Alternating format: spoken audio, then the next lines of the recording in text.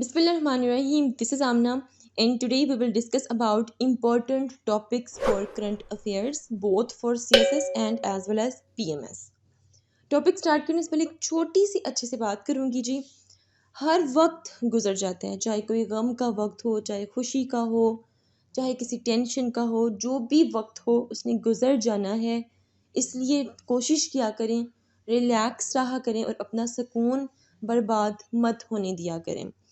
सो अब straight away अपने topic पे आते हैं। आज का टॉपिक है कौन से हॉट टॉपिक्स हैं करंट अफेयर्स के लिए और पाकिस्तान अफेयर्स के लिए। ठीक है, मैंने डिफरेंट टॉपिक्स लिखे हैं, देन किस तरह वो आ सकते हैं वैसे मैंने उनके आगे लिखा है, बट एज इट इज़ आपके पेपर में नहीं आएंगे। हो सकता है इनमें से कोई एक आ जाए, हो सकता है ना आए, हो सकता है जो एग्जामिनर है वो बिल्कुल चेंज कर दे, बट क्वेश्चंस इन टॉपिक्स से रेलिवेंट ही आएंगे, लाइक आपकी डेमोक्रेसी पे, आपकी एजुकेशन पे, आपकी पॉवर्टी पे। So let's have a look कि आज कौन कौन से टॉपिक्स हैं। सबसे पहले इकोनॉमी पे तो क्वेश्चन आता ही आता है। अगर आप लोग पास्ट पेपर को एनालिसिस करो, ये जो मैंने क्वेश्चंस आप लोग के सामने रखे हैं ये पास्ट पेपर को एनालिसिस करके सामने रखे गए हैं। तो पास्ट पेपर्स को अगर एनालिसिस किया जाए तो इकोनॉमी पे क्वेश्चन आता ही आता है। ये क्वेश्चन किस तरह आ सकता है, जैसे कि is Pakistan economy headed toward sustainable and equitable growth. ठीक है, और इस टाइम पाकिस्तान की इकोनॉमी का क्या हाल है वो आप सबको पता है। हमारी करेंसी कितनी डीवैल्यू होती जा रही है, कितनी इन्फ्लेशन होती जा रही है, एक्सपोर्ट हमारी बिल्कुल भी कोई ख़ास नहीं है, ट्रेड डेफिसिट बहुत ज़्यादा है, करंट अकाउंट डेफिसिट बहुत ज़्यादा है, फिजिकल डेफिसिट ज़्यादा है। ठीक है, सो इकोनॉमी पे कोई क्वेश्चन आना ही आना है। हो सकता है एग्जामिनर इस तरह का क्वेश्चन ना दे, या हो सकता है कोई और दे दे, बट इकोनॉमी पे क्वेश्चन आता ही है। एजुकेशन, एजुकेशन पे भी क्वेश्चन आता है, रेदर वो वुमेन की एजुकेशन हो या फिर ऑनलाइन एजुकेशन हो। ये आजकल बहुत ट्रेंड चल रहा है ऑनलाइन एजुकेशन का, इससे क्या क्या अपॉर्चुनिटीज़ हैं, इससे क्या क्या चैलेंजेस हैं। You must know all these things. अब एजुकेशन वुमेन से रेलिवेंट भी हो सकती है, एजुकेशन माइनॉरिटीज़ से रेलिवेंट भी हो सकती है। इस टाइम पाकिस्तान के 40% जो बच्चे हैं वो आउट ऑफ स्कूल हैं, तो चाइल्ड लेबर बहुत ज़्यादा है। ठीक है, तो ये सब हमारी एजुकेशन को हर तरह से आपने हर वे में, हर एस्पेक्ट में आपने क्वेश्चन रेडी करना है। डेमोक्रेसी पे क्वेश्चन आ सकता है, जैसे कि पॉलिटिकल इंस्टेबिलिटी। ठीक है, इस टाइम जो पॉलिटिकल कियोस चल रहा है उस पर कोई क्वेश्चन बनकर आ सकता है, और बैड गवर्नेंस पर आ सकता है। इस टाइम जो पाकिस्तान का हाल है डेफिनेटली बैड गवर्नेंस है। अ, ना मैं PMLN के साथ हूँ, ना मैं PTI के साथ हूँ, मैं सिर्फ एक अल्लाह की पार्टी के साथ हूँ। ठीक है, और कोई किसी पार्टी के साथ नहीं हूँ।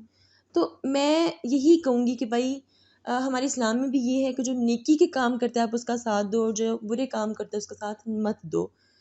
तो इस टाइम कुछ समझ नहीं आ रहा है किस तरह का पॉलिटिकल क्योस आया हुआ है, और एक अजीबोगरीब किस्म की गवर्नेंस बनी हुई है। Then democracy and third world, इस तरह का कोई लिंक करके क्वेश्चन आ सकता है। Then OIC, this is very important, क्योंकि इस टाइम जो इस्लामिक स्टेट्स हैं उनको जो जो प्रॉब्लम्स हैं वो शायद इसलिए भी हैं क्योंकि जो OIC है वो सही वे में अपना रोल परफॉर्म नहीं कर रही है। हो सकता है इस वजह से भी है।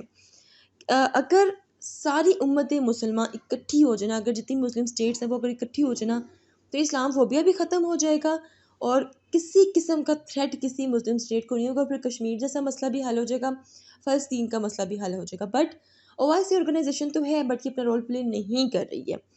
So can Muslim Umma rely on OIC, क्या ये OIC पे रिलाई करते हैं? ठीक है, हो सकता है इस डायमेंशन का कोई क्वेश्चन आ जाए, या फिर OIC की फेलियर के बारे में कोई क्वेश्चन आ जाए।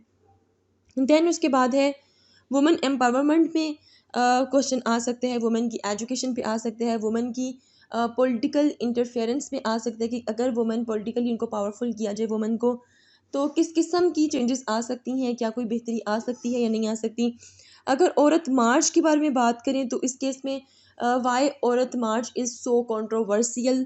ठीक है, तो वुमेन पर तो क्वेश्चन आना ही आना होता है, तो माइट बी पॉसिबल ये करंट अफेयर में आ जाए, हो सकता है ये पाकिस्तानी अफेयर में आ जाए। देन उसके बाद है जी इस्लाम फोबिया, आजकल बहुत हॉट टॉपिक चल रहा है ये।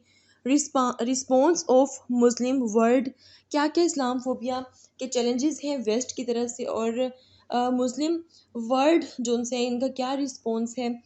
इस्लामोफोबिया क्या होता है कि मतलब कि मुसलमानों से नफ़रत, दिस इज़ कॉल्ड इस्लामोफोबिया, एक तरह इसको आप कह सकते हो। देन कोविड-19 और इसके क्या-क्या इम्पैक्ट्स थे, क्या-क्या इसके लेसन्स मिले, लॉसेस, चैलेंजेस एंड अपॉर्चुनिटीज़, ये सारे आपने प्रिपेयर करने हैं with facts and figures. Then उसके बाद है जी ओआईसी पे अगेन मैं बात करूँ क्योंकि ये बहुत इंपॉर्टेंट टॉपिक चल रहा है। OIC stands on Palestine, Islamophobia and Kashmir, sorry यहाँ मैंने कश्मीर लिखा था तो आप कश्मीर कर लीजिएगा। तो क्या स्टैंड है ओआईसी का फ़लस्तीन पे, कश्मीर पे और इस्लामोफोबिया से रेलिवेंट, इस तरह का भी क्वेश्चन आ सकता है। Pakistan relationship with China, Russia, ये भी हॉट टॉपिक चल रहा है क्योंकि इससे इशू है यूएस को। ठीक है, इसके अलावा इसमें आप देख सकते हैं कि पाकिस्तान और यूएस के रिलेशंस में मज़ीद आगे किस तरह के ट्विस्ट आएंगे, क्या कोई बेहतरी आ सकती है या नहीं, इस डायमेंशन में भी ये क्वेश्चन आप रेडी कर सकते हैं। देन अफ़गानिस्तान, ये बहुत हॉट टॉपिक है। अफ़गानिस्तान की जो पूरा का पूरा पॉलिटिकल डायमेंशन है उससे रेलिवेंट भी क्वेश्चन आप लोगों ने रेडी करना है। प्लस जो सिक्योरिटी थ्रेट है, क्या पाकिस्तान को अपनी जो नेशनल सिक्योरिटी पॉलिसी है उसको क्या चेंज करना पड़ेगा अफ़गानिस्तान की वजह से। ठीक है, उस डायमेंशन में ये क्वेश्चन रेडी करना। इसके अलावा US foreign policy on Afghanistan, ठीक है, यूएस की क्या फॉरेन पॉलिसी है अब अफ़गानिस्तान पर। Then Pakistan a major target of fifth generation war, इस तरह का भी क्वेश्चन आ सकता है कि फिफ्थ जनरेशन वॉर, इसको आप हाइब्रिड वॉर कहते हो। ठीक है, then CPEC, CPEC बहुत इंपॉर्टेंट टॉपिक है ये भी। CPEC to be a game changer for Pakistan, क्या ये एक गेम चेंजर बन के आया है पाकिस्तान के लिए या नहीं। ठीक है, और इससे क्या क्या प्रॉब्लम है इंडिया को, इससे क्या क्या प्रॉब्लम है यूएस को, और क्या ये कंप्लीट हो सकता है, इससे क्या क्या अपॉर्चुनिटीज़ निकल सकती हैं, क्या इससे हमारी इंडस्ट्रियलाइजेशन ठीक हो सकती है। डिफरेंट डायमेंशंस में जो आपका एग्जामिनर है वो बातों को लिंक कर सकता है। ठीक है, हो सकता है सी पैक को वो डेमोक्रेसी या गवर्नेंस के साथ जोड़ दे, या पॉलिटिकल क्योर्स के साथ जोड़ दे, या पाकिस्तान और चाइना के रिलेशंस के साथ जोड़ दें। तो हर डायमेंशन से आप लोगों ने ये टॉपिक्स रेडी करने हैं। Then structural reforms in Pakistan, Pakistan में स्ट्रक्चरल रिफॉर्म्स की बहुत ज़्यादा इस टाइम ज़रूरत है, तो इस पर भी आ सकता है। Is state bank running out of reserves, ये बहुत इंपॉर्टेंट टॉपिक है। इस टाइम जो स्टेट बैंक है, रिजर्व्स हमारे तकरीबन ख़त्म हो चुके हैं, और इसके आगे क्या क्या पाकिस्तान को चैलेंजेस फेस करने पड़ेंगे, मज़ीद कितना डेप्ट लेना पड़ेगा, क्या होगा मज़ीद पाकिस्तान के साथ, क्या कोई एमरजेंसी सिचुएशन फेस करनी पड़ेगी। तो हर डायमेंशन से आपने ये भी क्वेश्चन रेडी करना है। डिजिटल पाकिस्तान आजकल ये भी बड़ा इंपॉर्टेंट है, इसमें आर्टिफिशियल इंटेलिजेंस भी आप लाजमी कर लीजिएगा। अ लेवर और सोर्स ऑफ इनइक्वालिटी, क्या ये एक लेवरेज का काम करेगा या फिर सोर्स ऑफ इनइक्वालिटी के तौर पर सामने आएगा डिजिटल पाकिस्तान। ई कॉमर्स वगैरह, ठीक है, वो भी आप लोगों को पता होना चाहिए। तो ये थे जी कुछ हॉट टॉपिक्स। इसके अलावा मैं आप लोगों को बता दूँ कि मैंने आगे कुछ डायमेंशंस लिखी हुई थी कि भाई इस तरह के क्वेश्चंस बन के भी आ सकते हैं।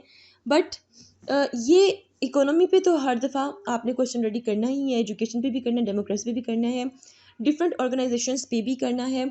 ओआईसी इस टाइम बहुत हॉट टॉपिक बना हुआ है, यूनाइटेड नेशन बहुत हॉट टॉपिक बना हुआ है। इसके अलावा वुमेन पे भी क्वेश्चन आता ही आता है। इस्लामोफोबिया बहुत हॉट है, कोविड-19 ये भी। और इसके अलावा अगर आप लोग देखो तो पाकिस्तान के रिलेशंस विद डिफरेंट स्टेट्स, ठीक है, ये भी देखिएगा।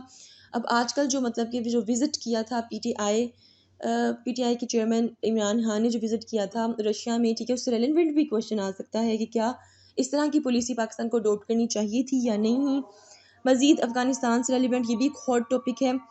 और फिफ्थ जनरेशन वॉर, सी पैक, स्ट्रक्चरल रिफॉर्म्स, तो ये सारे जो हॉट हॉट बहुत इंपॉर्टेंट टॉपिक्स हैं, ये मैंने आप लोग से डिस्कस कर लिए हैं।